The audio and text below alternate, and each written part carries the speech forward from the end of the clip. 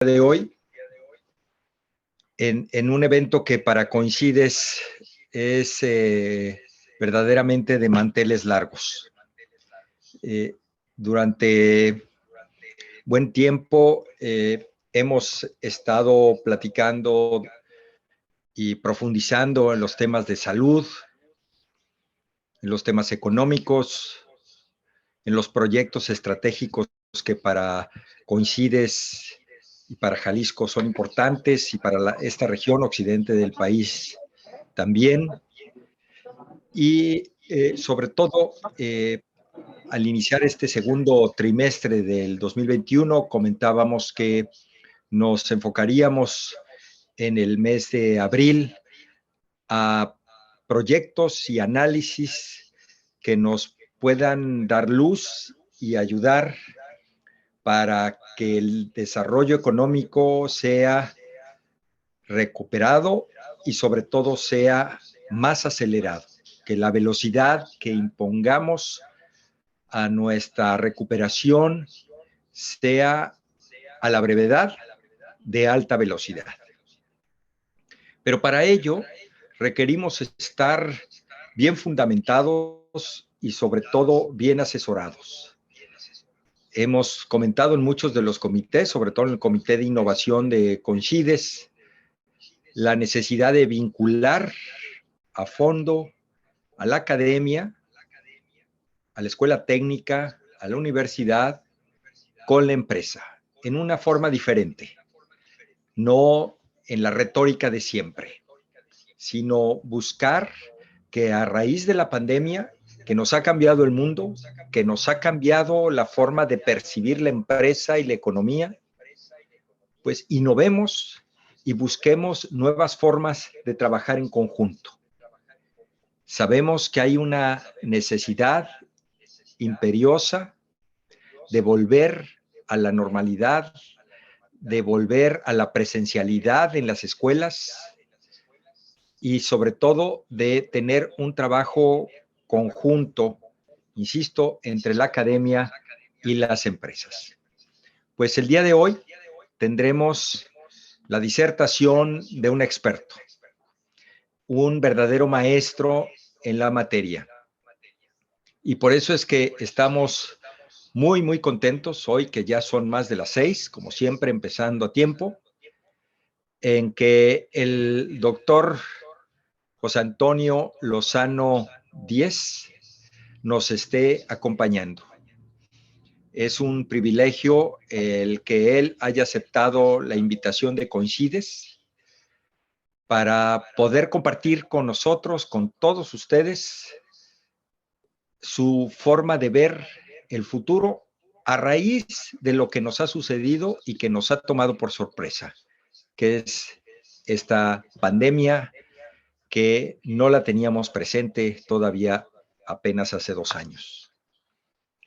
Hoy vamos a estudiar diferentes alternativas en función de la visión del doctor Lozano, en la que podamos trabajar juntos, la empresa y la universidad, la escuela básica, para que pronto podamos hacer que nuestros jóvenes regresen a la presencialidad y nuestras empresas puedan recibir el apoyo de los centros educativos. Así encontraremos seguramente nuevas fórmulas que nos permitan generar utilidades, riqueza, más empleo y sobre todo desarrollo económico. Como siempre, no quisiera tomar más tiempo de lo debido. El doctor Lozano tiene un currículum impresionante y solo él se va a presentar simplemente con su alocución, con su forma de aproximar los temas. Es doctor por la Universidad de Navarra, ha sido rector de la Universidad Panamericana en su sistema nacional, así como el IPADE, y hoy el doctor José Antonio Navarro Díez es el presidente de la Junta de Gobierno de Universidad Panamericana e IPADE. Aquí en este grupo de Coincides. Hay muchos empresarios, muchas empresarias que han pasado por las aulas de la Universidad Panamericana y el IPADE. Es una institución forjadora de líderes, forjadora de empresarios de primer nivel, que asumen riesgos y que aceptan los retos. Hoy tenemos el gusto de recibir al capitán de esa institución. Así es que a todos, muy bienvenidos. Muchísimas gracias por estar presentes. Seguro se van a seguir integrando en el transcurso de los próximos minutos más compañeros. Pero mientras tanto, quisiera dar la bienvenida al doctor Lozano y agradecerle de nueva cuenta haber aceptado esta invitación. La mecánica, como siempre, es que los próximos 35 minutos nuestro orador huésped nos presente su ponencia y a partir de ahí aprovechemos los más minutos posibles en lo más valioso, que es el diálogo con los líderes que hoy aquí están reunidos en Coincides. Así es que a todos, muchísimas gracias por su presencia. Doctor Lozano, muchísimas gracias de nueva cuenta. Está en su casa. Muchas gracias, César. Un enorme gusto estar aquí con ustedes en esta extraordinaria iniciativa de Coincides, ya con un par de años de existencia. Quiero agradecerte a ti, también a la amable intervención que tuvo para esta invitación al doctor José Antonio Esquivias, rector del campus Guadalajara, también de la Universidad Panamericana. Y bueno, pues el día de hoy, para poder ir haciendo la presentación, no sé si me podrían permitir compartir pantalla, si fuera eso posible. Voy a intentar Creo que hacerlo aquí. ya está disponible. Perfecto.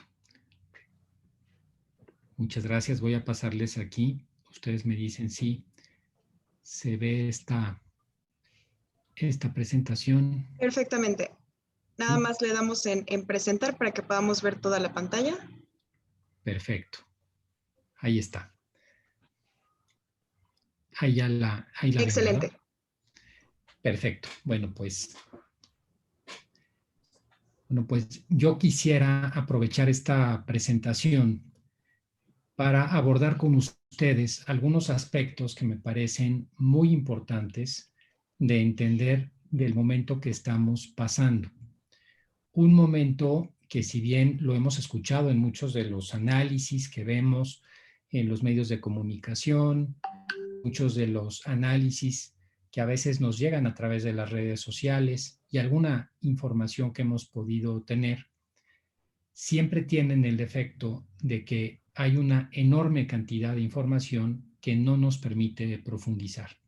Vivimos en una época de exceso de información y de poca reflexión, porque no hay los espacios para reflexionar adecuadamente con la cantidad de información que tenemos a la mano. Por eso voy a intentar hacer algunas reflexiones un poco más de fondo con ustedes sobre el momento que estamos pasando. Cuáles son las circunstancias, y hablaremos de ello durante el día de hoy, las 4 crisis por las que estamos hoy atravesando en todo el planeta, y cuáles serían algunas posibles salidas a esas crisis. Primero que nada, yo creo que una cosa que es muy importante poner en la mesa con ustedes es que desde hace ya unos 30 o 35 años, la década de 1980, más o menos hacia finales, la segunda parte de la década de 1980, el mundo comenzó a vivir un momento muy peculiar que durante mucho tiempo se había venido pergeñando, había venido creciendo, había venido germinando, pero que empieza a verse ya en vida. Un momento en la historia de unas características inéditas para la humanidad. Nunca habíamos vivido en ninguna otra época histórica algo similar.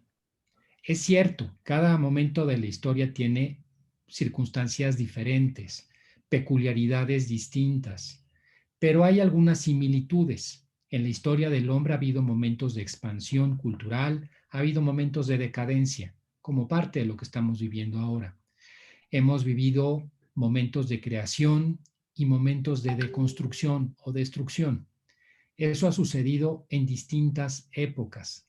Vimos el nacimiento, el surgimiento de imperios tan grandes, el más grande en la historia de la humanidad, por extensión y tiempo, el Imperio Romano, y vimos su caída en el siglo V.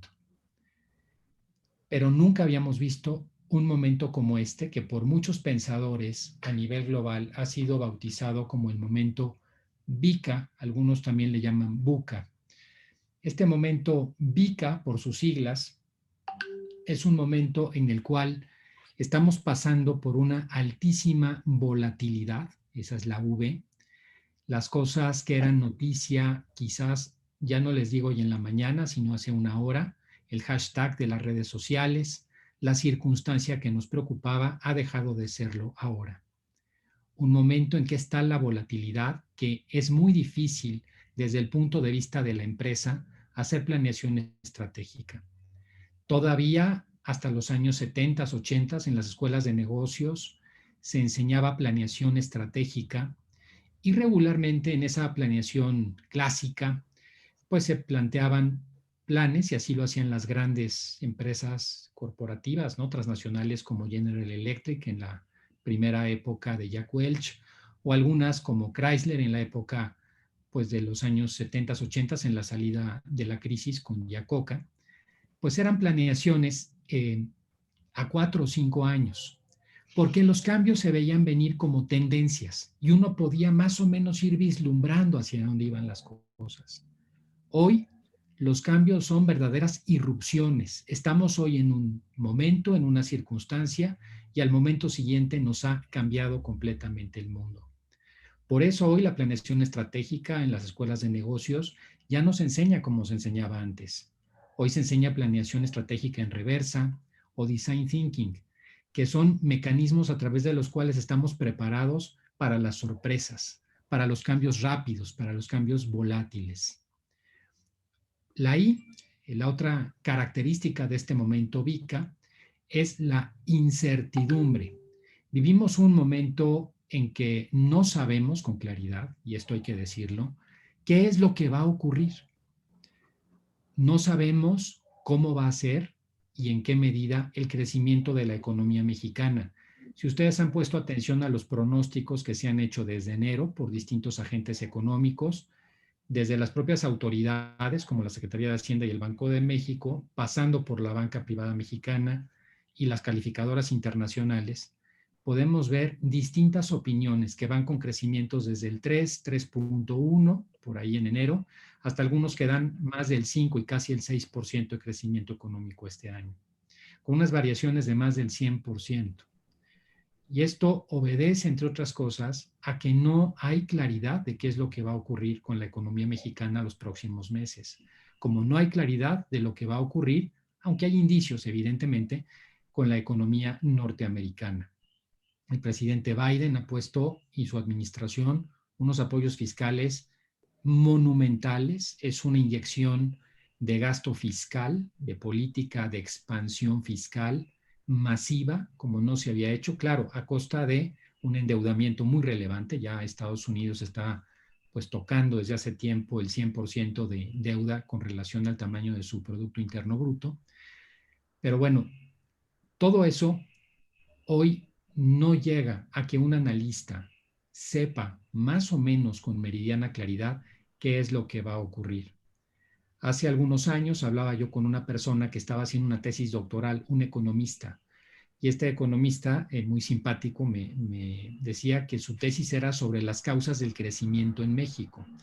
Y yo le preguntaba, oye, ¿y cuáles son las causas? Me dijo, mira, lo primero que investigué fue si México no había hecho la tarea regulatoria, la tarea de las reformas adecuadas para que el país creciera.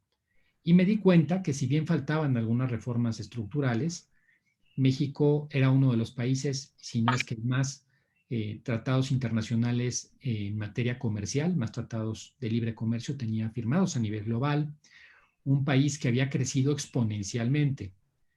En los primeros 20 años de vida del Tratado de Libre Comercio pasamos de un comercio bilateral de $100 millones diarios, que ya era una brutalidad, a 1.650, casi 1.700 millones de dólares. O sea, se multiplicó por más de 16 veces el comercio entre estos dos países. Y sin embargo, el promedio de crecimiento del PIB era del 2.5%. Y luego me puse a investigar un poco más y pensé que podía ser la corrupción, el gran freno de la economía mexicana. Y entonces trabajé mucho sobre el tema en esta tesis doctoral y me di cuenta de repente que si un país tiene altísimas tasas de corrupción es China. China es un país opaco, China es un país cuyos empresarios es difícil la negociación y sin embargo llegaron a crecer a tasas de 2 dígitos con un país de más de casi 1.500 en algún momento millones de habitantes. Entonces dice, tampoco encontré por ahí la causa. Entonces le preguntaba yo, bueno, y entonces, ¿cuál es tu respuesta? ¿Cuál es la causa de que México no crezca más? Dice, no lo sé. Es que en el fondo nadie lo sabe con verdadera certeza. Hay indicios, hay aproximaciones, pero hoy no lo sabemos. Y este es un problema muy serio que tenemos en el mundo actual, la incertidumbre. Un mundo, la sé también, de enorme complejidad. Hoy, comprender el mundo, y utilizo la palabra comprender con H intermedia, captar el mundo, poder explicar el mundo es muy difícil, es muy complicado. Hace algunos años, en toda la teoría, por ejemplo, de las campañas políticas, había un par de profesores muy famosos de la escuela Kennedy de Harvard que se dedicaban mucho al tema de las campañas electorales. Pues en 2007 no existían las redes sociales. La primera campaña que se apoya en redes sociales fue la primera campaña para el primer periodo del presidente Obama en 2008 en Estados Unidos. Hoy no se puede tener ni ganar una campaña electoral si no es a través de las redes sociales. Hace todavía no mucho tiempo utilizábamos los teléfonos celulares para hablar.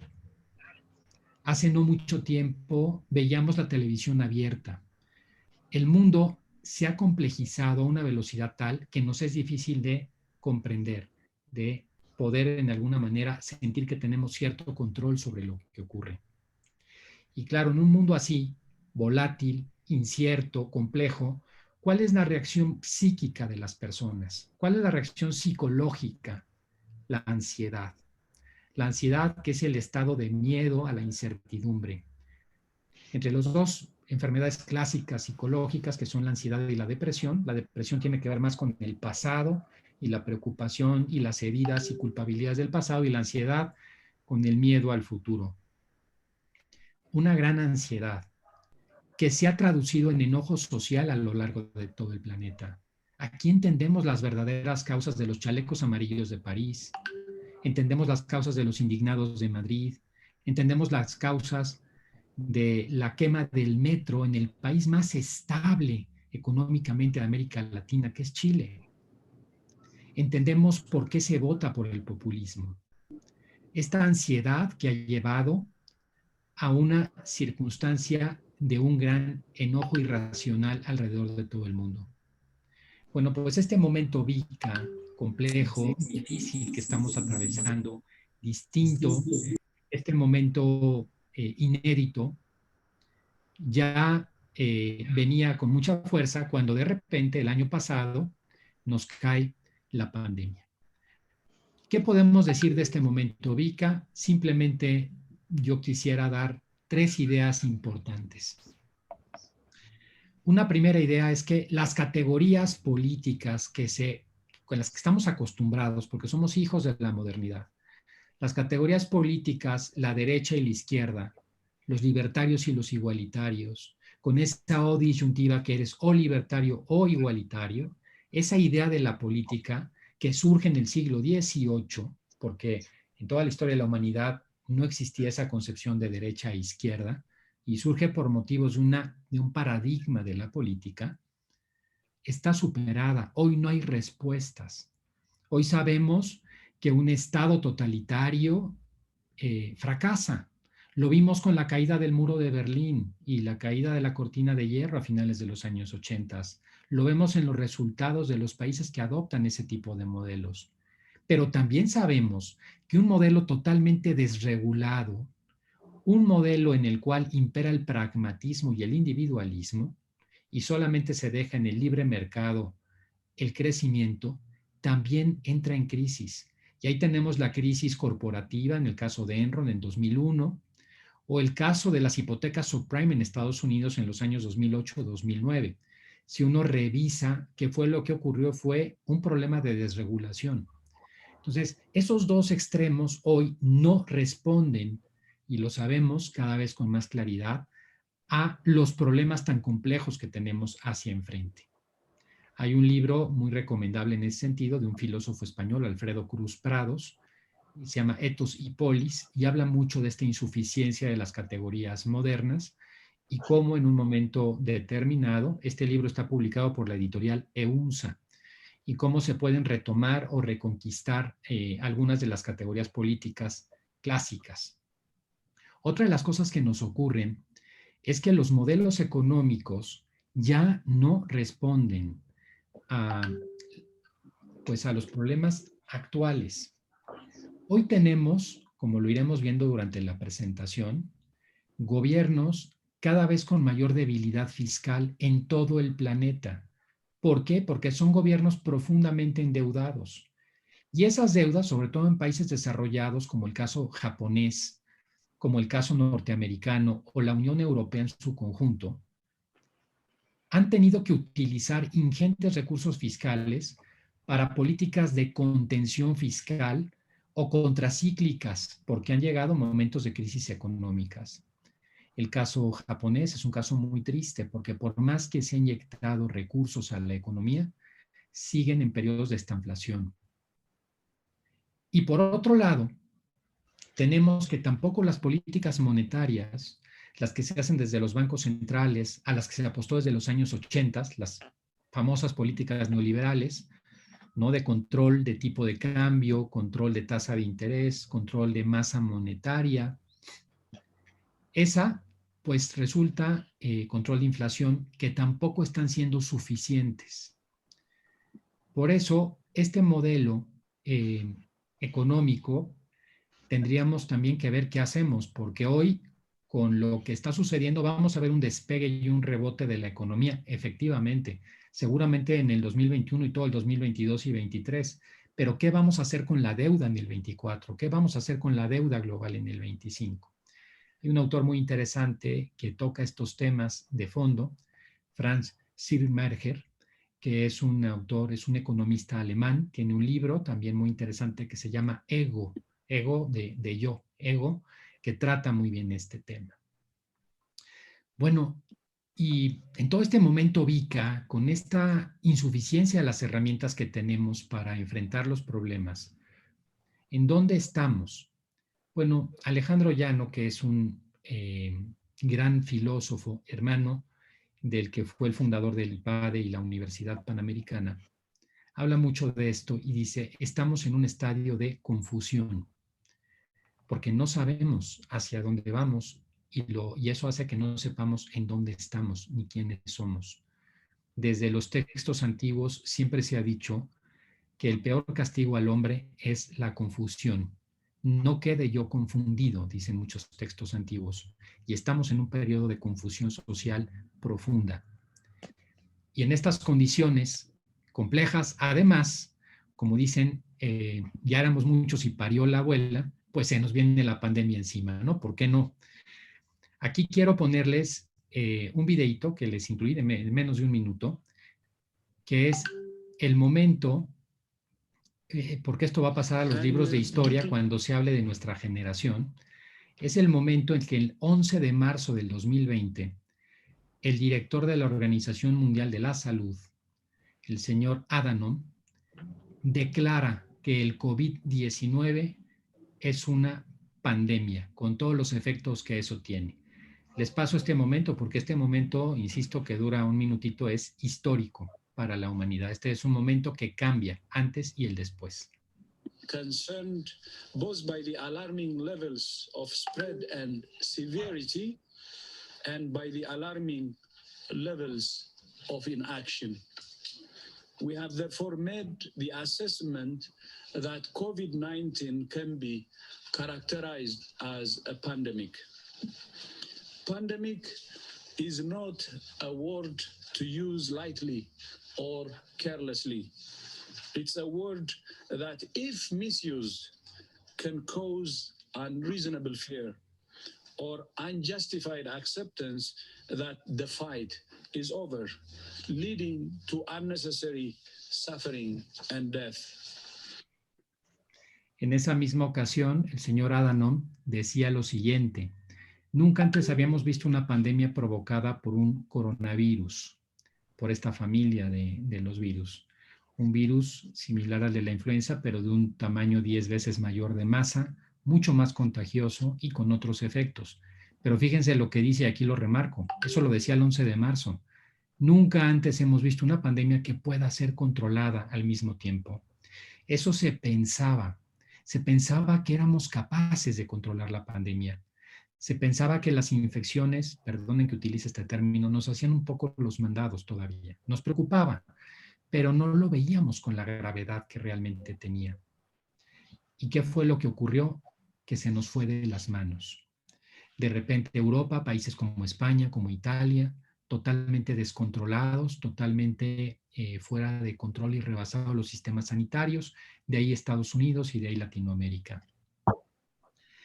En agosto del año pasado, en un congreso también de la Organización Mundial de la Salud, aquí les voy a pasar otro videito, un médico declaraba ya que el COVID-19 se estaba convirtiendo, o ya era una endemia, o sea, una enfermedad que no va a poder ser erradicada de la humanidad. Es una enfermedad con la que nos tenemos que acostumbrar a vivir.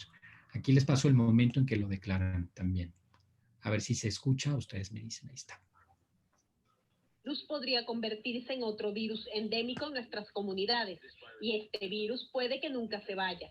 El VIH nunca se ha ido, pero hemos llegado al punto con el virus en el que hemos encontrado las terapias, los métodos de prevención, y la gente no está tan asustada como antes, y estamos ofreciendo vida a la gente con VIH. Si se fijan, hemos pasado en un solo año, cosa que es increíble, hablando de momentos VICA, de una epidemia declarada a pandemia, de ahí pasamos a endemia y cerramos el año con sindemia. Déjenme explicarles estos términos. Una epidemia es una enfermedad con contagio descontrolado en un grupo de población. Pasa sin contención de una persona a otra. Eso se considera epidemia. Una pandemia es cuando hay un contagio que pasa de un continente a otro y en el continente contagiado, en el nuevo continente, hay contagios locales. Eso fue lo que se declaró el 11 de marzo. Una endemia es una enfermedad que se queda, como lo veíamos, para no irse. Ya eso se declaró en agosto. Y en noviembre del año pasado, la revista Lancet, que es la revista más prestigiada a nivel global en materia médica, en su editorial, de hecho, el doctor Horton, que es el director editorial de la revista, declaraba en esa columna: el COVID-19 no es una pandemia, es una sindemia. ¿Qué es esto de una sindemia? Sindemia es un término relativamente nuevo, creado en la década de los años de 1990 en la Universidad Johns Hopkins, que luego pasa también a la Escuela de Medicina de la Universidad de Yale, para hablar de enfermedades que afectan distinto a sectores sociales vulnerables. Pero tiene una explicación todavía más grave de orden médico-biológico. La palabra sindemia viene de la conjunción de dos términos. Sinergia, acuérdense, sinergia significa que la suma de dos da más que la suma simple aritmética. Eso es ser sinérgicos, hacer más que la suma simple. Y de la pandemia, que es enfermedad. Sindemia quiere decir que el coronavirus, que el COVID-19, no solamente es un virus que ataca directamente al cuerpo humano, sino que se combina con otras debilidades del organismo y con otras enfermedades que pueden estar en potencia o relativamente poco desarrolladas para exponenciarlas. Por eso, a diferencia de lo que veíamos con la influenza o con el sarampión, que son enfermedades más o menos estandarizadas y que vemos de cada una de ellas síntomas similares, en esta algunos tienen inflamación cerebral, otros pierden el gusto y el olfato, otros tienen problemas gastrointestinales. Una sindemia, lo que la hace mucho más peligrosa. Y bueno, esto nos hace, con toda esta pandemia, que el mundo el año pasado entre en 4 crisis. La primera crisis, que es la sanitaria, que es la que estamos viendo y viviendo, que acabamos de mencionar. La crisis económica, la manera de contener esta enfermedad fue igual que se hacía en 1917, con sana distancia, mascarillas, medidas de higiene, porque no había el año pasado vacuna, porque no existe un medicamento todavía para esta enfermedad. Y eso llevó a nivel global a una crisis que bautizó el Fondo Monetario Internacional como la crisis del gran confinamiento. El gran confinamiento marca la peor recesión económica desde la Gran Depresión de 1929-1930. Este desastre insólito provocó en 2020 una caída del Producto Interno Bruto Global de casi el 5%, que es una bestialidad, jamás la habíamos visto, con 170 países en recesión, y el desplome de México, como saben, con dato del INEGI, que llegó al 8.5% el año pasado. Cantidad de negocios cerrados, empleos perdidos, un golpe monumental a la economía. De ahí se nos viene otra crisis, una crisis más callada, una crisis menos vista, una crisis para la que no hay una política pública, pero que es quizás más importante que las dos anteriores. La crisis psicológica. Ya en 2018 se preveía, esto con dato también de la Organización Mundial de la Salud, que la ansiedad y la depresión serían las dos principales causas de discapacidad laboral para el 2020. De hecho, la principal para países como México, para economías emergentes, sin la pandemia. Sin la pandemia. Principal causa de discapacidad laboral. Pero esto pasa más oculto. No lo vemos con claridad. Y esta es una crisis de una profundidad enorme. En octubre de 2020, la Organización Mundial de la Salud, a través de un estudio encuestológico global, llega a la conclusión de que actualmente 1 de cada 2 personas con la pandemia poseen distintos niveles de ansiedad o depresión. Y esto lleva a una caída en la fortaleza mental de las poblaciones y, por supuesto, una debilidad para enfrentar las crisis posteriores. De ahí se nos viene también una crisis educativa, que es la 4ª crisis. Pasamos ya a la sanitaria, la económica, la psicológica y la educativa.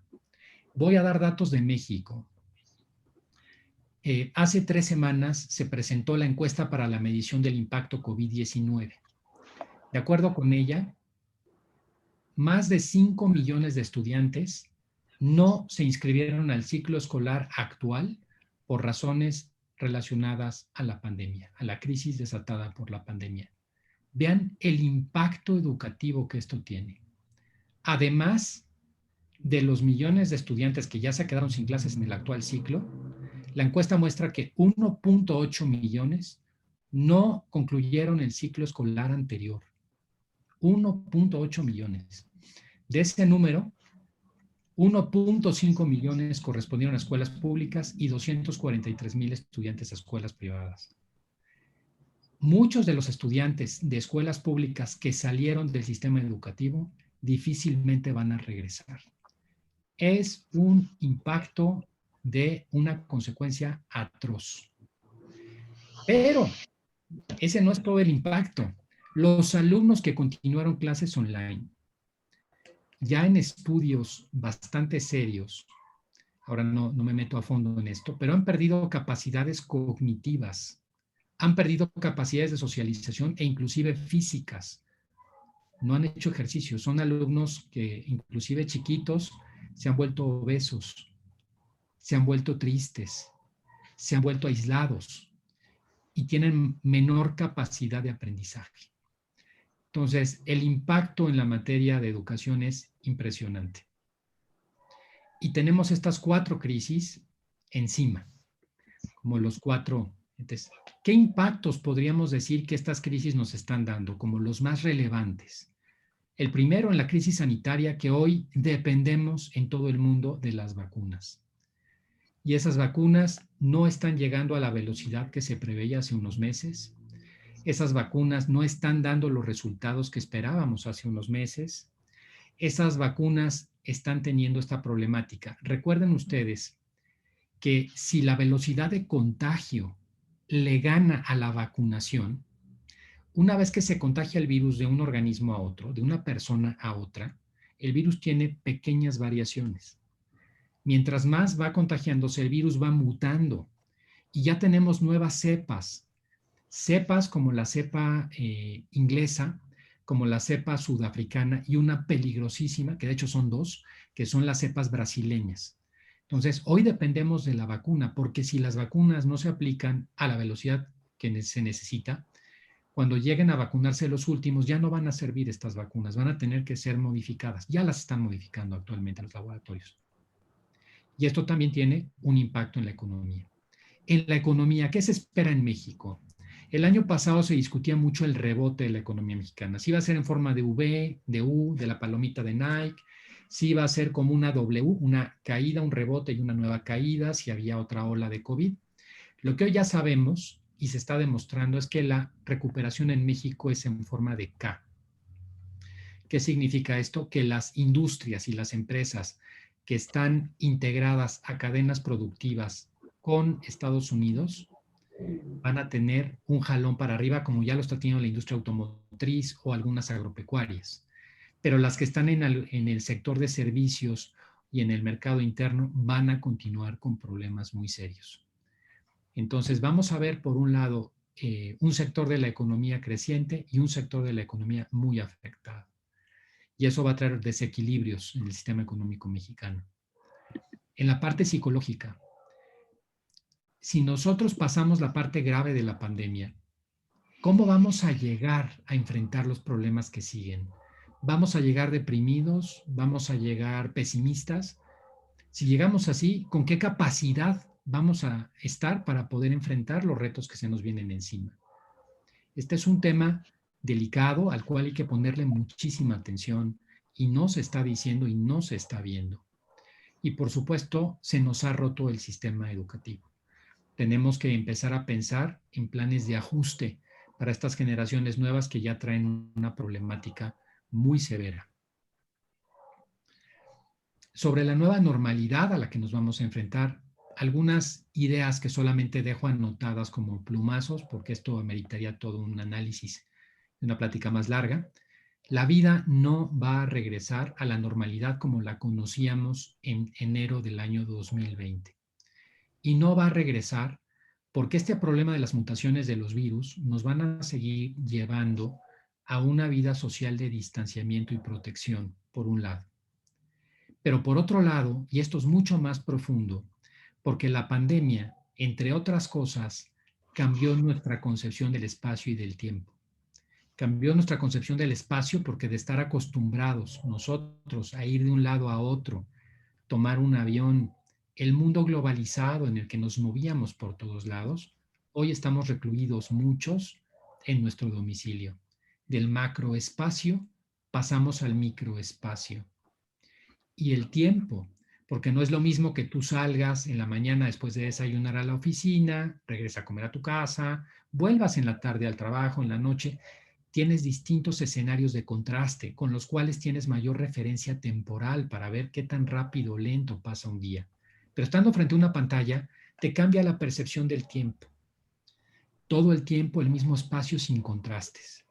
Y está visto en la historia de la humanidad que cada vez que cambiamos la concepción del espacio y del tiempo, cambiamos de época histórica. Así pasó con la caída del Imperio Romano, así pasó con la Revolución Industrial.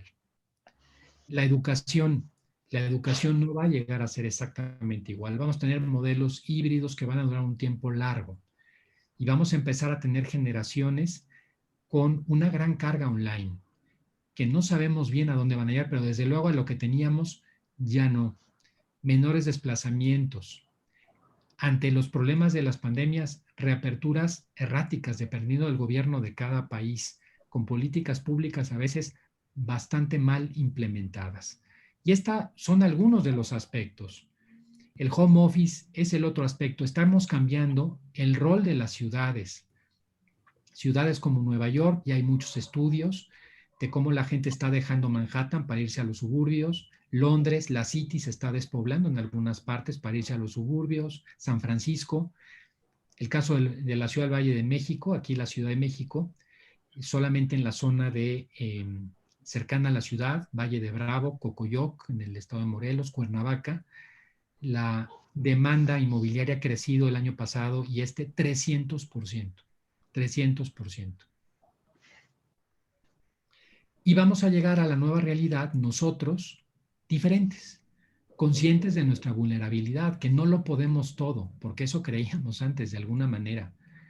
Fin al estilo de vida que teníamos. Hoy sabemos que hay muchos límites planetarios que nos hacen ser más austeros, nos hacen tener mayor conciencia, con un mundo deconstruido que hay que reconstruir, un mundo líquido, un mundo superficial en el cual tenemos que empezar a buscar nuevamente lo que perdimos, el sentido de la trascendencia.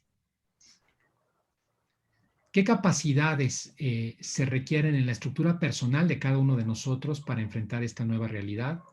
Desde luego la resiliencia, ahora más que nunca, la adaptabilidad, la reinvención, que es tan importante, y una reconquista ética, un replanteamiento de los valores.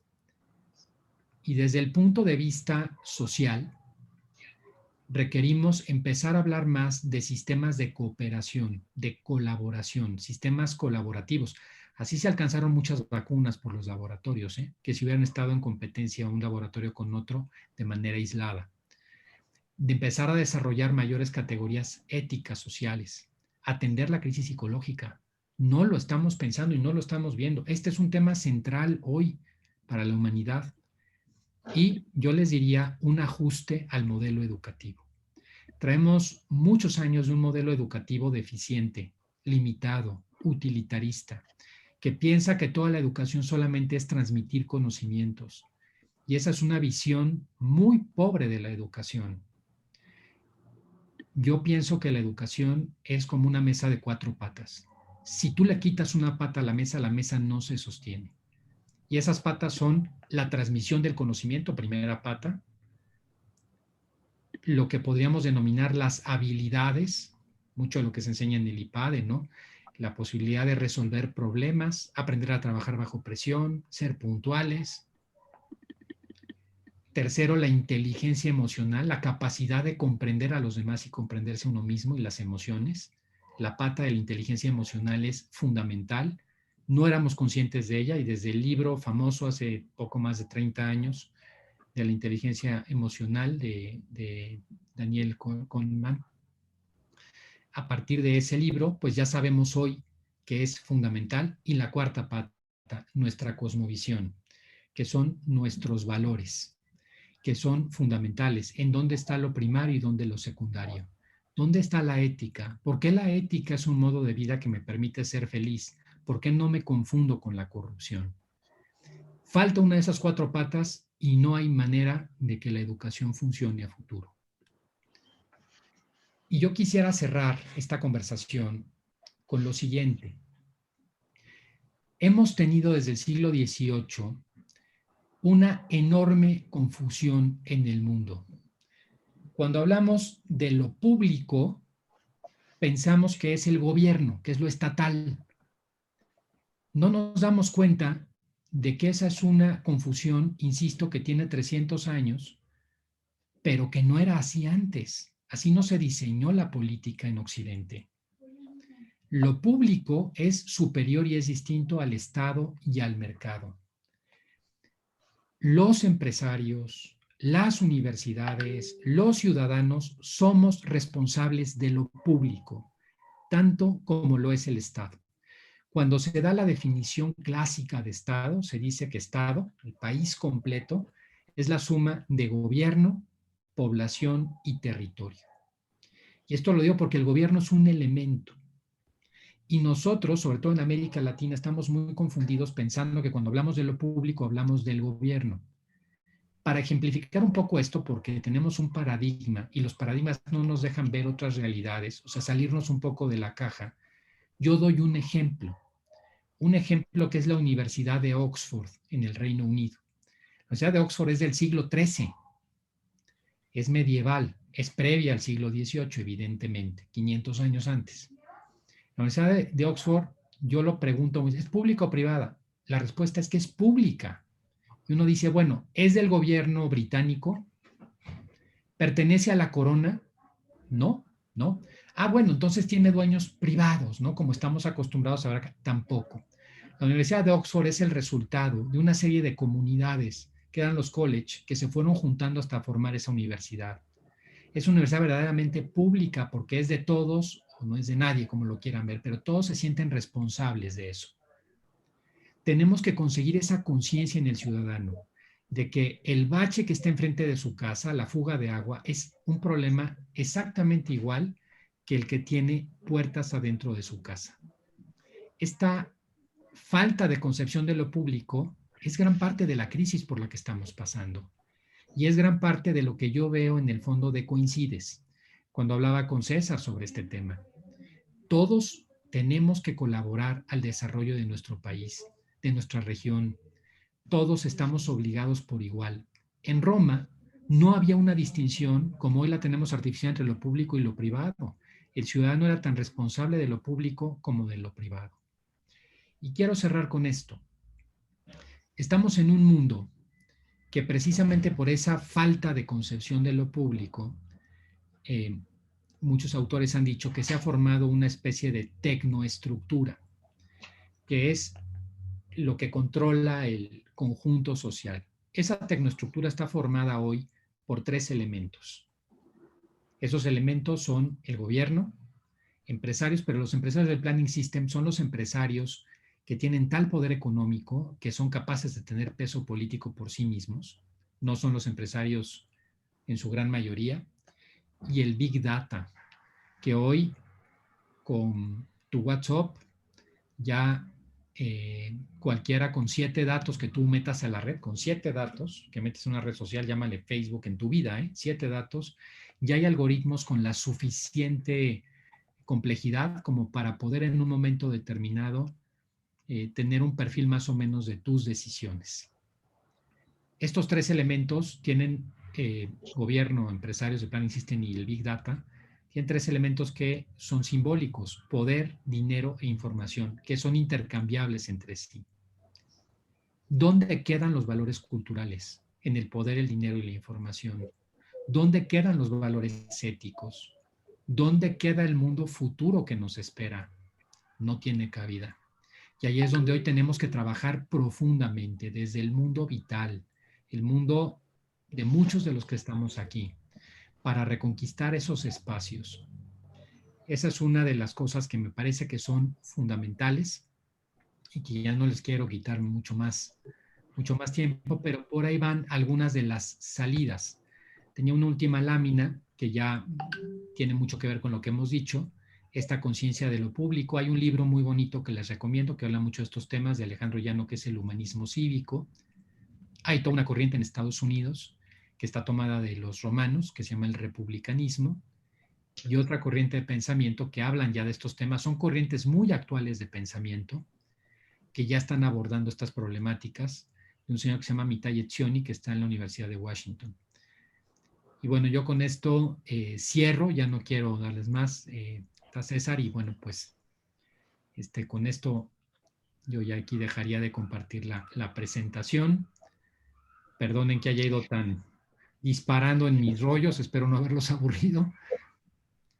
No, al contrario, doctor, no cabe duda que ha sido una cátedra, una verdadera cátedra de una visión profunda de lo que está sucediendo en el mundo y lo que nos ocupa, sobre todo, para tratar de encontrar salidas prontas, relativamente prácticas, para poderlas implementar en las empresas. A mí me gustaría entrar de lleno ya a la sesión de diálogo y comentarios con nuestros invitados, doctor, si te parece. Y bueno, pues antes que nada, de nueva cuenta, agradecer, ya lo hiciste tú, al doctor José Antonio Esquivias, que ha sido un gran facilitador para que esta conferencia se pueda llevar a cabo. Y me gustaría escuchar su opinión, Toño. Una breve opinión para después también agradecer la presencia y escuchar la opinión de don David Calderón, presidente ejecutivo de Mexicanos Primero Nacional. Como saben todos ustedes, Mexicanos Primero es una institución que desde hace muchos años se dedica a profundizar también en la educación de calidad, pero vinculada con la sociedad, con ese gran público que mencionaba el doctor Lozano. Así es que escucharemos brevemente a Toño Esquivias, rector de la Universidad Panamericana, Campus Guadalajara, y posteriormente a David Calderón. Toño Esquivias, bienvenido como siempre y muy contento de que el rector de esta casa de estudios siempre o cada vez que pueda nos esté acompañando en Coincides. Toño, por favor. Muchísimas gracias, César. Bueno, pues te faltó decir que debería ser no breve, sino súper breve, para poder ayudar a que el diálogo entre los empresarios y lo que ahora el doctor Lozano, mi querido tocayo, ha expuesto, pues se le pueda sacar pues ese filón que mencionó desde un principio, que era, tenemos mucha información, pero poca reflexión. Creo que Coincides ha sido un espacio que ha promovido este tema de la reflexión. Y a mí lo que me dejaba reflexionando cuando estaba hablando Toño es, bueno, pues mucho tenemos que hacer entre la empresa y el sistema educativo. ¿Sí? Y digo sistema educativo porque hablo de primaria, secundaria, preparatoria, universidad, posgrados, etcétera. Pero lo que a mí corresponde ahorita en este momento, en mi calidad de rector de la UP, o en el momento del tema de la presidencia de Coparmex, ¿no? Es decir, es urgente que efectivamente volvamos a reconstruir ese diálogo entre la empresa y la educación, porque sin que ni uno ni otro pierdan sus misiones y su identidad, como es la empresa tiene una misión, tiene algo que hacer en el mundo, ya tiene algo a dónde ir. También la universidad, por ejemplo, el caso de la universidad, pues tiene su misión, la generación del conocimiento, ya lo dijo Toño, la transmisión, etcétera, pero que tampoco pueden ir cada uno por su lado. Ni la empresa puede estar diciendo, bueno, pues es que cada día llegan menos preparados o cada día la gente no se adapta, no están preparando a la gente para lo que yo necesito, ni nosotros podemos decir, oye, pues nosotros a lo que necesitamos es investigar solamente, ahí ustedes agarren lo que puedan, sino que lo que necesitamos es unirnos para decir, oye, ¿cuáles son los conocimientos? ¿Cuáles son las virtudes? ¿Cuáles son las habilidades que se requieren para que podamos tener un mejor ambiente empresarial, productivo y también un mejor ambiente en el mundo, en la sociedad? Entonces yo creo que esto deja una gran tarea para mi gusto y ahí me callo porque si no ya le voy a seguir, me enrollo. Es decir, tarea enorme de juntarnos, de unirnos, de trabajar y de poder identificar en dónde tenemos que complementarnos tanto la parte de educación como la parte de la generación de riqueza, como es el papel de las empresas. Y muchísimas gracias a Toño, pues que sí, yo sé que anda correteado y lo habíamos comentado, tiene muchas cosas por ahí, pero bueno, pues, con mucho gusto nos acompañó ahora. Y es un placer estar en Coincides. Muchísimas gracias, rector. Gracias, Toño. Bien, pasamos al micrófono a otro invitado de lujo, don David Calderón, presidente ejecutivo de Mexicanos Primero, que seguramente tiene mucho que compartir. Y le voy a pedir también a René Freudenberg que después de la intervención del doctor Lozano vaya preparando un comentario desde el punto de vista de lo que se está haciendo en el Comité de Innovación, donde Jaime Reyes Robles también lo lidera y es un verdadero motor de ideas y de acciones, y lo que ellos están presentando para provocar una mejor educación dual, empresa-universidad. Por favor, David Calderón, bienvenido. Muchas gracias, César, y muchas gracias al doctor Lozano por estas reflexiones siempre tan tan provocadoras de nuevos pensamientos, de nuevos propósitos. Buenas tardes a todas, a todos. Sin duda, de las cosas que más me resuenan y me parece que vale la pena profundizar es reconocer que estamos en una profundísima crisis educativa, la más grave que haya vivido el mundo contemporáneo. Nuestra crisis en el pasado en términos educativos era una especialmente vinculada a la falta de acceso o al menos la falta de equidad en el acceso. Unos tenían y otros no oportunidades educativas. El gran cierre del que nos ha hablado el doctor Lozano ha implicado que prácticamente todos los esquemas se desarticularon. Es un gran llamado, un gran examen de conciencia el que tenemos que hacer, que cerrada la escuela se desarticuló el aprendizaje. Eso quiere decir que le hemos dejado a la escuela como institución, a la escuela formal, a la institución escolar, le hemos dejado casi el único espacio formativo y de aprendizaje cuando somos seres abiertos a esta mejora permanente y al despliegue de nuestras facultades, a tener, digamos, la contribución del ejemplo, la oposición y el discernimiento de los demás para crecer. Y entonces la familia apenas a duras penas se está reconociendo como comunidad de aprendizaje.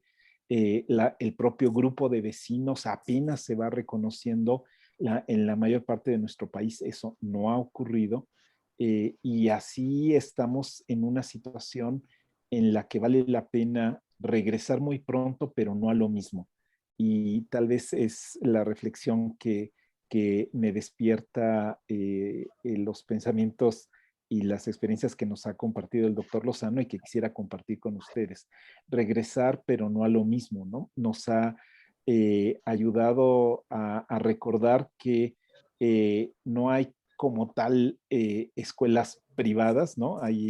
Hacía a veces la broma que las escuelas privadas en México son privadas de subsidio, ¿no? Porque en realidad toda escuela que auténticamente cumple con su propósito es por definición una empresa pública, es una tarea pública la de comprometernos con el desarrollo integral de la siguiente generación. Así que estamos delante de una oportunidad para repensar, para reactivar las energías y no dejarlo en manos exclusivamente de la administración. Si ya es reduccionismo dejarlo público en el Estado, es todavía más grave dejarlo solo en el Ejecutivo y solo en la administración actual. Entonces, si ya antes habíamos padecido presidencias imperiales, estamos llegando a un punto verdaderamente insensato a ese respecto y es necesario este activismo sereno, con aplomo, no con estridencia, pero muy efectivo, muy valiente, muy vocal, para impedir que se siga reduciendo lo público a lo oficial y lo oficial a, digamos, la voluntad del Ejecutivo. En este recuperar nuestra humanidad que es anterior y superior a las estructuras del Estado, no hay escuelas de gobierno, hay escuelas públicas, y como decía, ¿no? Hay escuelas particulares, pero no hay escuelas privadas, hay escuelas de administración particular, hay escuelas que responden al talante y a la libertad educativa de alguna u otra comunidad, pero al final la tarea educativa es una que nos involucra a todos y en este momento más que nunca se requiere de cada una de nosotras, de cada uno de nosotros, tomar nuestro papel y no solo tener buenas ideas para la crítica, sino sobre todo buenas ideas para reconstituir este sistema en el que haya continuidad entre la familia y la escuela, entre la casa y la calle, entre la calle y el foro público, los medios de comunicación, mi propio teléfono celular, ser seres humanos completos y que busquen apoyar a las niñas y a los niños precisamente en su camino de descubrirse y de constituirse para integrarse con sus mejores energías a esta construcción colectiva, a esta construcción de comunidad. Así que muchas gracias por la reflexión y muchas gracias por el espacio en Coincides para tratar estos temas que son y no son de coyuntura, pero la única forma de entenderlos es teniendo esta gran mirada sobre los principios de la sociedad y de la identidad de los seres humanos. Gracias. Muchísimas gracias, David. Gracias, como siempre, por tu participación objetiva y conocedora del tema. Mexicanos Primero ha sido un gran factor para la mejora de la calidad educativa en este país. Le pasaría el micrófono al doctor Lozano para sus comentarios y luego René Freudenberg, y que se vaya preparando también Paulina Hernández, que ella es la directora de Mexicanos Primero Jalisco, que han hecho un gran trabajo localmente en este mismo sentido. Doctor Lozano, por favor. Gracias, César. Pues creo con relación a lo que decía mi querido tocayo, el doctor José Antonio Esquivias, que tiene toda la razón. Así como en los temas medioambientales somos cada vez más conscientes de la responsabilidad y de cómo debe de funcionar un ecosistema en el cual hay interdependencias, todos dependemos de los demás y estamos además obligados con los demás para poder prosperar. Así pasa en cualquier ecosistema que pretenda ser sustentable. También pasa a nivel social. Hay un ecosistema que se hace entre la empresa, las instituciones académicas, las universidades, algunas otras organizaciones del conjunto social.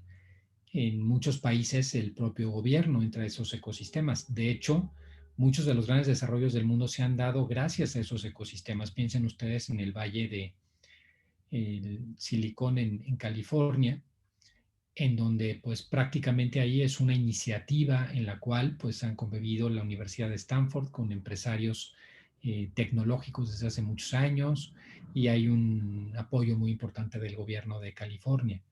Creo que esto es fundamental. Los modelos colaborativos de los que habla el doctor Esquivias nos hacen ver la necesidad que tenemos de empezar a implementar estas herramientas de desarrollo. Y de lo que decía David, yo la verdad creo que es un punto muy importante, muy de fondo. Yo creo que está tocando, yo pienso igual, el tema en la llaga. Todas las escuelas son públicas porque la educación para una sociedad es un bien de orden público y todos participamos en ese tema de la educación. Y tenemos que participar de una manera responsable, abierta, intentando, pues de alguna manera, pensar que de ahí dependemos para el futuro del país. Y creo que esa división que se ha hecho, esa fuerza que se está haciendo desde muchas administraciones a forzar cierto tipo de educación, pues efectivamente es uno de los grandes defectos y que puede significar un golpe muy fuerte a la verdadera educación, la educación entendida desde un punto de vista integral. Esos serían mis comentarios, y agradezco mucho al doctor Esquivias, y agradezco mucho, no tenía yo el gusto personalmente, don David, de conocerlo. Muy buenos comentarios y encantado de escucharlo.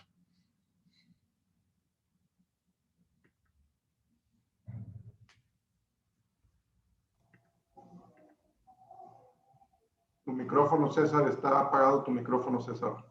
Perdón, discúlpenme. Muchísimas gracias, doctor. Ahora pasamos el micrófono a un joven empresario, René Freudenberg, que ha trascendido las fronteras de México con sus productos, pero también con sus opiniones por su relación con Alemania y las fundaciones que allá son de avanzada en materia de relación empresa-universidad. Él en su comité con Jaime Reyes Robles han trabajado, insisto, muy activamente en cómo provocar un mayor apoyo de la empresa en los planteles educativos. René, si nos hicieras favor de hacer tu breve comentario para luego pasarle el micrófono a Paulina Hernández. Muy bien, pues muchas gracias, César.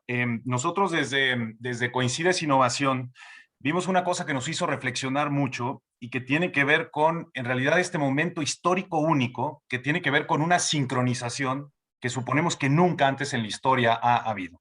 Es decir, todo el mundo justamente hablando sobre un tema y estando preocupados con la misma situación. Yo creo que esto nunca hubiéramos imaginado que fuera posible. Y yo creo que llegó el momento de la verdad para las empresas. Para nosotros empresarios llegó en realidad el momento de la verdad, y a mí me gustaría pensar que es el mejor momento. ¿Por qué? Porque es el único, porque es el que tenemos, porque esa es la realidad en la que estamos viviendo, y se trata de ver qué tan aptos estamos también para un futuro y para formar un futuro. Creo que es evidente, y lo que se ha hablado aquí, que la colaboración con la academia y las empresas es muy, muy importante, porque llegó una época que no se trata solo de educar, que quizá estábamos muy enfocados en educar como si un mundo fuera predecible, si digamos, una ciencia reduccionista donde puedes predecir todas las cosas con esta intención, y nos damos cuenta que esto no es posible. Y yo creo que es una época donde se trata de descubrir y formar. Quizá un poco menos de educar. ¿Por qué? Porque ¿qué educamos? No sabemos a lo que viene. Y yo creo que es un momento donde las empresas se tienen que atrever realmente, se tienen que atrever a ir mucho más a la investigación, al descubrimiento, al entender el mundo, y no tanto de repetir fórmulas. Y este momento es histórico también para nuestro país, porque las fórmulas nadie las tiene. El mundo está ante la misma duda, ante la misma situación. Y creo que esta es una oportunidad que nosotros debemos de tomar. En Coincides Innovación lo que estamos tratando es el enlace realmente con la academia, con proyectos específicos que tienen que ver con innovación principalmente tipo científico y también tipo de tecnologías de la información, pero la innovación tipo científica es muy importante. Tenemos una cantidad enorme de investigadores del Sistema Nacional de Investigación en México que no están siendo aprovechados. La industria y la academia no se están comunicando como deben, y estamos ante esta oportunidad de lograr una transformación. En Coincides Innovación estamos seleccionando proyectos que queremos poner disponibles al empresariado también para lograr pues una transformación y una manifestación de México para el mundo. Es decir, aportar desde aquí con soluciones al mundo y no solamente repetir fórmulas y modelos de negocio que en otras partes del mundo funcionan. El mundo está todos igual, todos cuestionándose todo tipo de modelos, y yo creo que es nuestra oportunidad, es el momento que existe y hay que verlo pues con esos ojos positivos. Gracias. Muchísimas gracias, René. Me queda claro que tú lo has hecho en la práctica, en tu profesionalismo y desde tu empresa, saliendo precisamente de la caja y llevando no nada más esas palabras de viva voz con toda la gente que está trabajando alrededor del Comité de Innovación, sino invitando a más y más empresas con los hechos a que venga esa vinculación. Bien, Paulina Hernández, directora de la entidad también representativa de Mexicanos Primero en Jalisco, están haciendo con otros grupos, otros colectivos de materia educativa una gran labor. Y una de sus preocupaciones precisamente es cómo regresar a la presencialidad. Y hay que recordar que también las escuelas son una empresa que se ha quedado sin clientes que pasen a su piso, al piso de venta. Han permanecido con otra dinámica, con la dinámica de la virtualidad, pero eso también ha afectado a centros de trabajo y centros de producción de riqueza. Así es que, Paulina, por favor, tus comentarios y regresamos con el doctor Lozano. Muchísimas gracias, César. Saludo a todos mis compañeros del Coincides. Y bueno, lo que me llevo de la conferencia que tuvimos el día de hoy es esta parte en la que todos tenemos que participar por igual. Y ahí retomo lo que dice César. En Mexicanos Primero Jalisco fundamos a finales del 2017 un colectivo que se llama Jalisco Educado, donde hay otras asociaciones civiles que trabajan temas de infancia y temas también de de políticas públicas o de incidencia en la política pública local y temas de educación principalmente. Y bueno, en este colectivo, ahora más que nunca es cuando vemos qué podemos hacer desde la sociedad para lograr que esta revolución educativa o este gran momento que hemos hablado el día de hoy en el que nos encontramos, ¿cómo le podemos hacer para que nos adaptemos, trabajemos con esta incertidumbre, cuidemos la salud socioemocional, busquemos esa otra pata de la mesa de la ética y los valores? Todo esto junto en un mundo y en un México y en un Jalisco donde tenemos todavía una gran desigualdad y hoy más que nunca en este 2020 se notó estas brechas de desigualdad, se ensancharon las brechas porque justo los que más necesitan educación, los que más necesitan acercarse a los aprendizajes son los que han tenido menos oportunidades, no tienen. Tenemos el 40% de la zona metropolitana de Guadalajara de los hogares no tienen conexión a internet, el 60, casi 70% de los hogares en las áreas no de zona metropolitana, sino las áreas rurales de nuestro estado no tienen conexión a internet. Y entonces, ¿cómo acercamos a la educación? ¿Cómo les llevamos? ¿Cómo hacemos que nos adaptemos todos juntos a esta época de incertidumbre y cómo acercamos a la educación, acercamos a los aprendizajes? Entonces, yo sobre todo es un poco motivar a trabajar en equipo, a buscar que lo hagamos conjunto. Me gustó lo que habló René porque también habla de innovación y creatividad y hay que buscar esas soluciones innovadoras también para el tema educativo y no solo para el tema empresarial. Entonces, dejar sobre la mesa todas las ideas que vengan en ese sentido para estos pasos que se están dando a nivel mundial. Para México, para un país como el nuestro, va a ser todavía más difícil porque de por sí teníamos resultados de impacto, resultados educativos anteriores a la pandemia con escenarios complejos en aprendizajes, por ejemplo, inclusive todavía un poquito en cobertura, y entonces ahora esto se ha vuelto todavía más grave y hay como más prisa por resolver. Entonces, dejaría sobre la mesa buscar ideas innovadoras para llegar a estos otros lugares, a este otro México que no estamos viendo, y buscar también preguntarle al doctor qué se le ocurre a él, porque entiendo que él está más conectado a nivel educación superior, pero ¿qué podemos hacer para la educación básica, la educación pública de nuestro país para avanzar a pasos agigantados lo que de por sí ya traíamos en retraso, ¿no? Entonces, ese sería entre pregunta y comentario. Muchas gracias, César. Gracias, Pau, y felicidades por todo tu trabajo. Doctor Lozano, por favor, los comentarios y nos vamos acercando ya al final de la conferencia. Doctor, por favor. César, bueno, pues muy interesante los dos comentarios. Primero, estaba viendo ahorita el chat, con toda razón es Valle del Silicio en castellano. Yo a veces traigo el Silicon Valley en la cabeza y me quedo con el Silicon y digo el Valle y ahí y lo dije mal, es Valle del Silicio en español, totalmente cierto. Bueno, primero con lo que dice, lo que menciona René me parece muy importante. Es un momento de creatividad, es un momento de innovación, es un momento de reinvención en el que requerimos herramientas nuevas para responder a situaciones de reto nuevas. Pero hay que completar eso, sin duda, desde mi punto de vista, con una estructura psíquica, con una estructura ética, porque en ocasiones si nos dedicamos mucho solamente a la parte innovativa y no le ponemos ese otro elemento, podemos descuidar alguna de esas famosas patas de la mesa. Pero tal como lo plantea René, se me hace muy interesante, coincido. Es un gusto además también, René, poder conocerte, me da gusto. Ya algo alguien me había contado de ti, pues es un gran ejemplo, ¿no? Como un empresario exitoso, que pues encantado de la vida de que podamos conversar aquí.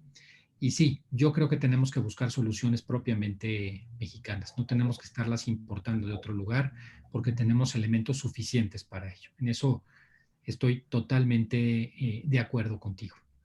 Y yo solamente diría hay que cuidar esta otra patita de la mesa de tener gente pues íntegra desde ese punto de vista. Y la pregunta de Paulina es la pregunta fuerte, ¿no? La pregunta de los 100,000, ¿no?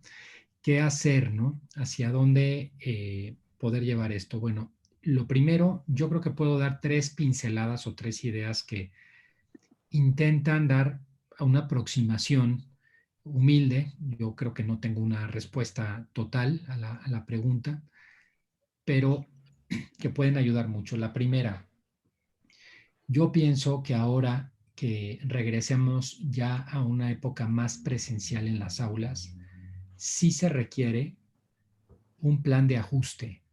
Los alumnos, sobre todo los de educación básica, que regresaron o que regresan a las aulas ahora, no son los mismos alumnos que se fueron o que dejamos en febrero del 2020. Son otros alumnos con otras capacidades distintas. Entonces hay que hacer un plan de ajuste primero para ponerlos en la capacidad y sería como un plan, yo le llamaría como de emergencia, en el que no estamos trabajando prácticamente en ninguna parte del mundo y que yo lo veo como absolutamente necesario.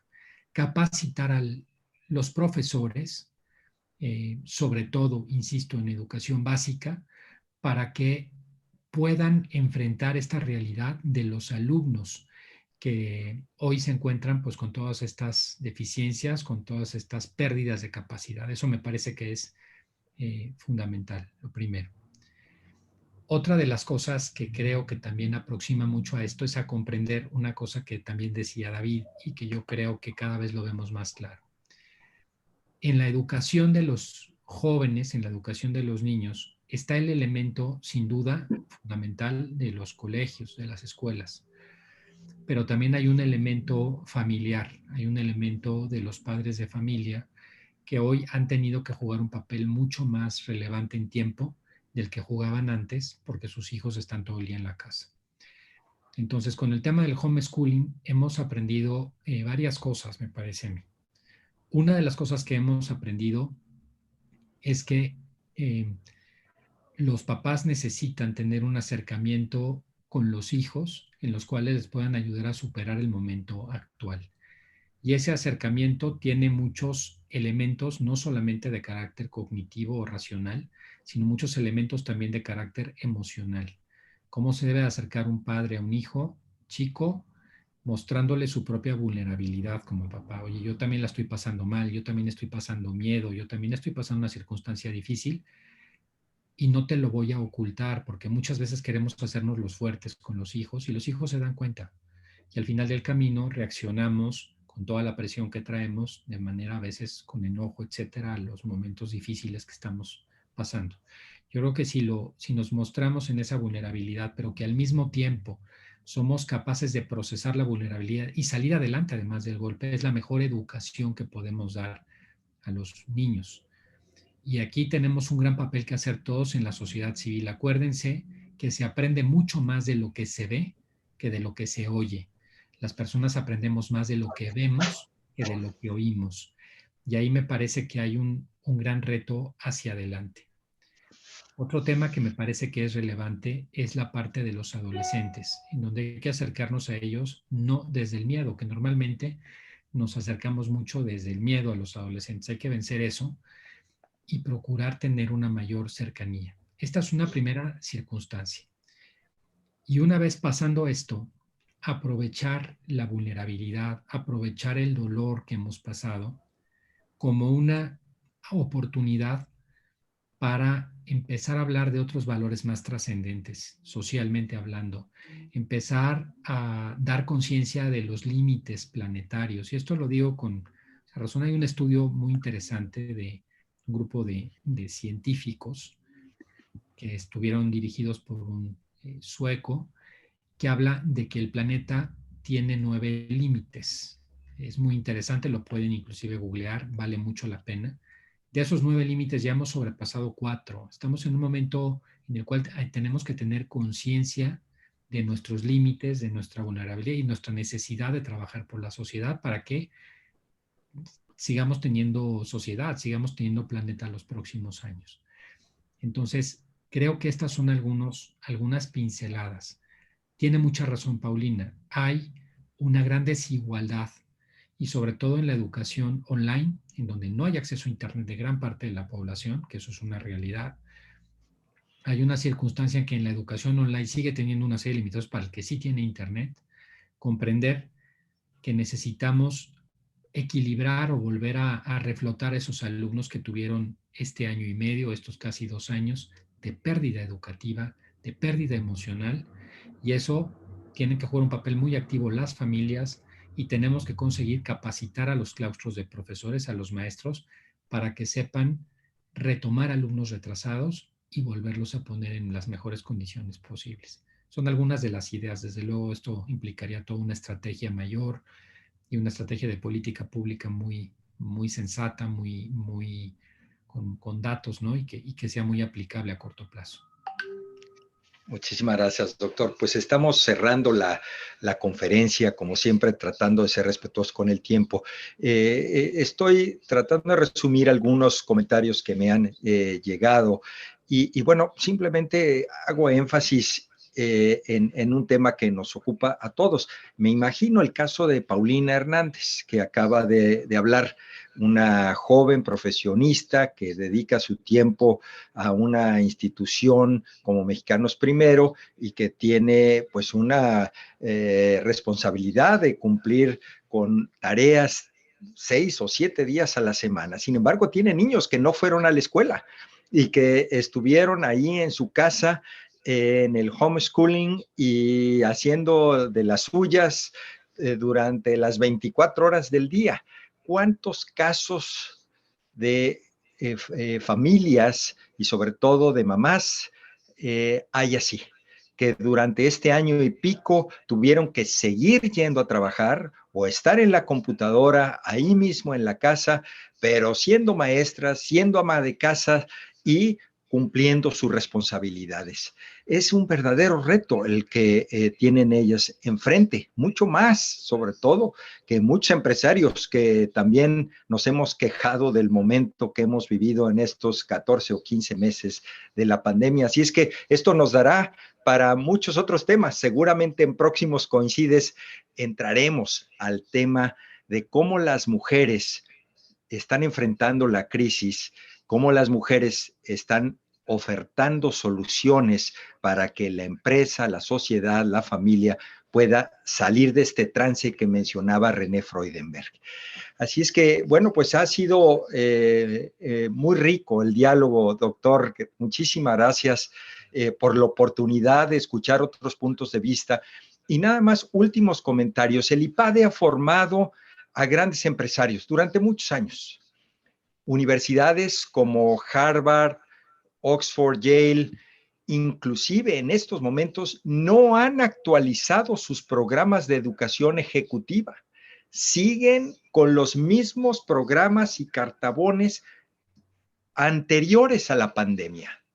Creo que si el IPADE asume el liderazgo internacional y adapta de inmediato programas de negocio que nos puedan ayudar a los empresarios para adaptarnos a las nuevas circunstancias, sería un verdadero hitazo, porque es nada más cuestión de googlear los programas de educación ejecutiva de estas universidades y aún siguen con la receta anterior. Pero por otro lado, ¿qué pasa con los empresarios que no pueden pagar un programa de educación ejecutiva? ¿Qué pasa con aquel microempresario que tenía un restaurante yucateco en la colonia Condesa, en la Ciudad de México, y tuvo que cerrar porque la renta no se la bajaron y había que seguir pagando los sueldos a los empleados? Estamos en un verdadero dilema y esa es precisamente la tarea de COINCIDES y de las universidades. Tenemos que encontrar las fórmulas con tecnología, con innovación, que ayuden a tirios y a troyanos, a chiquitos y grandotes, a salir adelante de esto. Entonces, una propuesta muy concreta, que el IPADE y la Universidad Panamericana pudieran ser punta de lanza mundial en el tema de programas educativos que estén adaptándose a la nueva etapa post-pandemia, pero también vamos buscando en combinación con otras entidades educativas cómo ayudar a los que no pueden pagar esos cursos costosos, porque obviamente hay una inversión atrás muy importante. Ese sería el planteamiento, doctor. Vamos dándole vueltas y que nos deje la puerta abierta para un próximo diálogo, un próximo Coincides, donde podamos aterrizar esta y muchas otras ideas más. Encantado. Para mí de verdad ha sido un honor poderlos acompañar, la invitación, que agradezco mucho, poder convivir con ustedes. Me voy con un gran sabor de boca, se los aprecio mucho. Muchas gracias, César. Gracias, tocayo. Doctor, al contrario, muchísimas gracias. Gracias por haber aceptado esta invitación. Es un diálogo franco, abierto. Al ver se ve la calidad de un catedrático como el doctor Lozano aflora con una sencillez que no requiere más que escuchar. Y es una delicia escuchar a una persona preparada como el doctor Lozano. Agradecemos también a Toño Esquivias, de nueva cuenta, rector de la Universidad Panamericana, Campus Guadalajara, el haber sido facilitador e implementador de este importante diálogo. Al exgobernador Alberto Cárdenas Jiménez por su presencia, que también recurrentemente nos acompaña, y a otros miembros de la comunidad empresarial de Jalisco que también hoy estuvieron. Y de otros estados, porque tuvimos de varios estados del país. Muchísimas gracias. A todos ustedes, nos queda mucha tarea por realizar. Este es el principio de una nueva etapa. Muchísimas gracias a todos. Esto es Coincides. Hasta la próxima. Gracias. Muchas gracias. Saludos, gracias.